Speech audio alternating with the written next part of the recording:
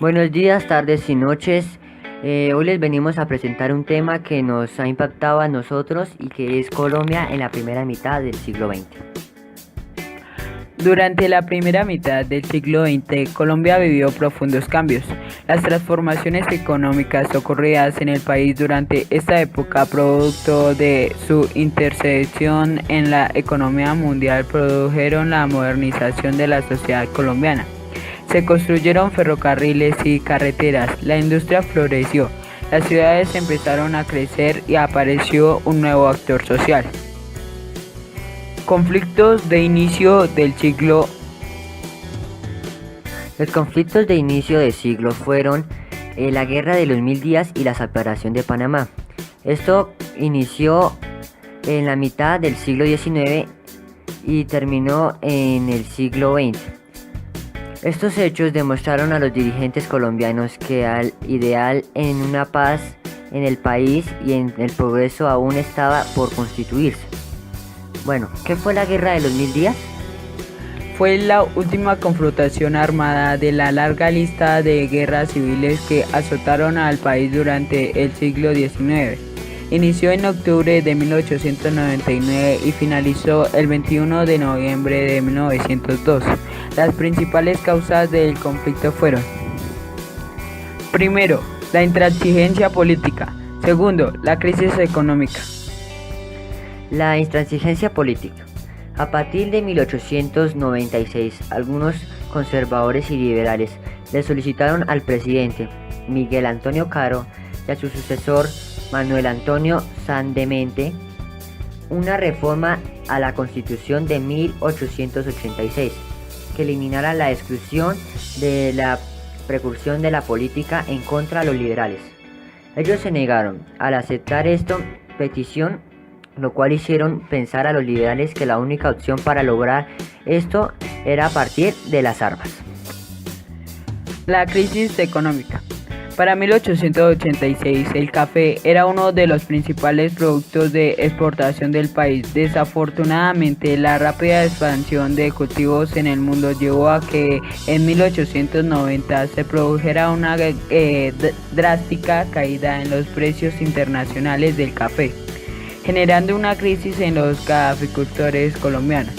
Esta crisis se agudizó con la negativa del gobierno colombiano de eliminar los impuestos a la exportación del café. Como ya sabemos por qué ocurrió la Guerra de los Mil Días, ahora vamos a ver el estallido de la guerra. En este contexto, los dirigentes del Partido Liberal adoptaron por iniciar la guerra en el departamento de Santander, que además de ser una de las regiones en donde más se sintió la crisis económica del café, fue un lugar de donde salió un mayor número de hombres para la guerra y desde entonces se dependaron en Santander, era conocido como bastón territorial para los liberales. Posteriormente, desde allí la guerra se expandió al resto del país. ¿Qué pasó con Colombia al finalizar la guerra? Cuando el conflicto culminó, el país se encontraba sumido en la más profunda crisis social y económica, sumado a la pérdida de más de 100.000 colombianos muertos. La guerra acentuó la crisis económica, pues las fincas dejaron de producir y el comercio se paralizó, lo que causó una escasez de alimentos y aumentos de precios. La separación de Panamá. Apenas se había transcurrido unos años al finalizar la Guerra de los Mil Días, cuando Panamá se separó de Colombia. Este hecho fue un duro golpe para los colombianos, pues el istmo, por ser un punto importante del comercio mundial, era una fuente de ingresos económicos. Bueno, fue un hecho ocurrido el 3 de noviembre de 1903, después de la Guerra de los Mil Días, y que desencadenó la proclamación de la República de Panamá. Una de las grandes causas para que Panamá se separara de Colombia fue el Canal de Panamá, que dicen que es una de las más grandes maravillas del mundo creadas por el hombre. La inauguración del Canal de Panamá fue el 15 de agosto de 1914 y se demoró 10 años en la construcción en manos de los estadounidenses. Estos esfuerzos para que uniera el Océano Atlántico con el Océano Pacífico ocurrieron mucho antes. Podría decirse que fue desde la época de Vasco Núñez de Balboa, que fue en el descubrimiento del Mar del Sur. En esa época de Vasco Núñez de Balboa, la corona española le pedía que buscara una ruta para poder llevar mercancías a los nuevos continentes. Se evaluaron rutas por México, Nicaragua, Río Chagras y Daniel, hasta que un francés, se llamaba el francés Perdi Iniesta, en 1880, quien él también había dirigido el canal de Egipto, se convenció de que Panamá era una mejor ruta para unir estos dos mares. Al iniciar el trabajo, hubieron bastantes obstáculos para impedirse que este canal llegara a su finalidad, que fueron los derrumbamientos de la tierra y grandes inundaciones, como también enfermedades y plagas, que fueron la malaria y la fiebre amarilla, que en esa época azotaba al pueblo de Panamá. Por eso los franceses tuvieron que terminar con el proyecto. Pero en 1903, la firma del Tratado Haiburu-Balila, Estados Unidos retoma la construcción del Canal de Panamá. El doctor William C. Gorgas inició la obra de volver a construir el Canal de Panamá y decidió, para poder iniciar la obra, mandar fumigar cultivos, tierras, para que la malaria y la fiebre amarilla se fuera de este país, y eso le dio frutos a él. Los estadounidenses reformaron la construcción del Canal de Panamá y le hicieron con 3 juegos de esclusas. En la primera esclusa, la esclusa de Gatún, son elevados 26 metros sobre el nivel del mar y entran al lago Gatún. En la segunda esclusa de Pedro Miguel, en esa esclusa bajan 9 metros hacia el lago Miraflores. Y luego, por finalizar, llegan a las esclusas de Miraflores.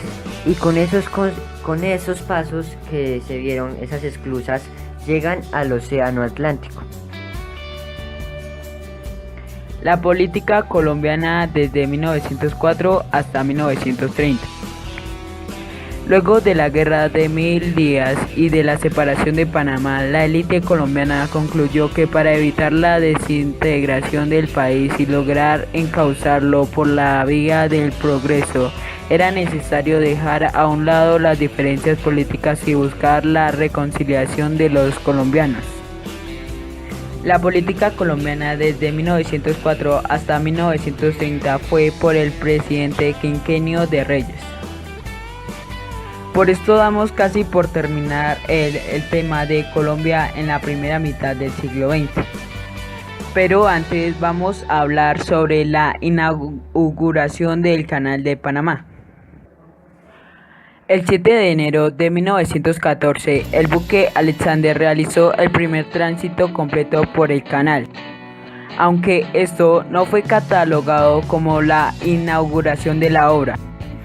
Para su apertura se tenía planteada una celebración de grandes dimensiones que fue frustrada por el inicio de la Primera Guerra Mundial. Así que el acto de inauguración se redujo al tránsito de barco de vapor Ancón en agosto de 1914. Como dijimos que ya íbamos a terminar el video, vamos a dar una pequeña ñapa, y es una información muy importante, que fueron los presidentes conservadores y liberales que hubieron en Colombia. Y estos son: los presidentes conservadores fueron Carlos Eugenio Restrepo, que tuvo su periodo presidencial entre 1910 y 1914. Otro presidente fue José Vicente Concha, que tuvo su periodo de presidencia entre 1914 y 1918. Otro fue Marco Fidel Suárez, que tuvo su periodo presidencial entre 1918 y 1921. Otro fue Pedronel Ospina, que tuvo su periodo presidencial entre 1922 y 1926. Y por finalizar, los presidentes conservadores, el último es Miguel Abadía Méndez, que tuvo su periodo presidencial entre 1926 y 1930. Bueno, ahora vamos con los presidentes liberales. Primero, José María Campos Serrano, que tuvo su periodo presidencial entre 1886. Segundo, Eliseo Payán, que tuvo su periodo presidencial entre 1886 y 1887. Tercero, Rafael Núñez Moledo, que tuvo su periodo presidencial entre 1887 y 1888. Y de nuevo, Rafael Núñez Moledo tuvo de nuevo un periodo presidencial entre 1892 y 1894. Nosotros somos Jason David Castellanos Granados y José Salmón Rodríguez Aguilar.